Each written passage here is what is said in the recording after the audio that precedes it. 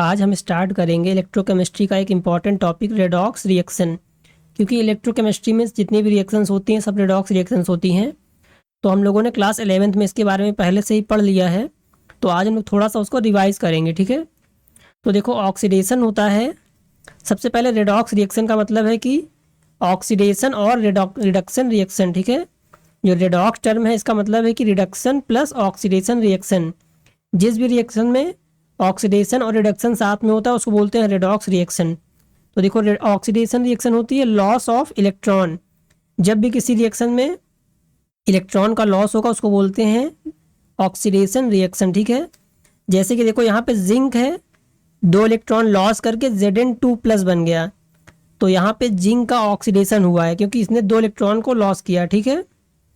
देखो सॉल्यूशन में यहाँ पे हमारे पास ZnSO4 जिंक सल्फेट सॉल्यूशन है और जिंक मेटल की इलेक्ट्रोड है, ठीक है। तो जिंक 2 इलेक्ट्रॉन लॉस करेगा तो बनेगा Zn2+, ठीक है। तो यहाँ पे ऑक्सीडेशन हुआ है जिंक का। The substance undergoing oxidation is called reducing agent. जिस सब्सटेंस का ऑक्सीडेशन होता है उसको रिड्यूसिंग एजेंट भी बोलते हैं। तो यहाँ पे ऑक्सीडेशन किसका हुआ है? जिंक का हुआ है। तो रिड्यूसिंग एजेंट भी जिंक होगा, ठीक है। उसके बाद रिडक्शन होता है गेन ऑफ इलेक्ट्रॉन्स। अगर कोई भी एटम या आयन इलेक्ट्रॉन को गेन करता है तो उसका रिडक्शन हो जाता है, ठीक है। जैसे Cu2+ है, 2 इलेक्ट्रॉन को गेन किया तो बन गया कॉपर, ठीक है। तो रिडक्शन हुआ है Cu2+ का।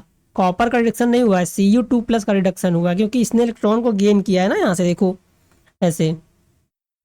और जिस सब्सटेंस का रिडक्शन होता है उसको बोलते हैं ऑक्सीडाइजिंग एजेंट। तो यहाँ पे रिडक्शन हुआ है Cu2+ का, तो इसका मतलब कि Cu2+ ऑक्सीडाइजिंग एजेंट है। ये इलेक्ट्रॉन को गेन कर सकता है और इसका रिडक्शन होगा, ठीक है।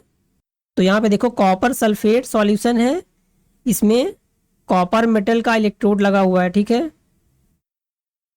तो Cu2+ इलेक्ट्रॉन को गेन करेगा और कन्वर्ट हो जाएगा कॉपर में।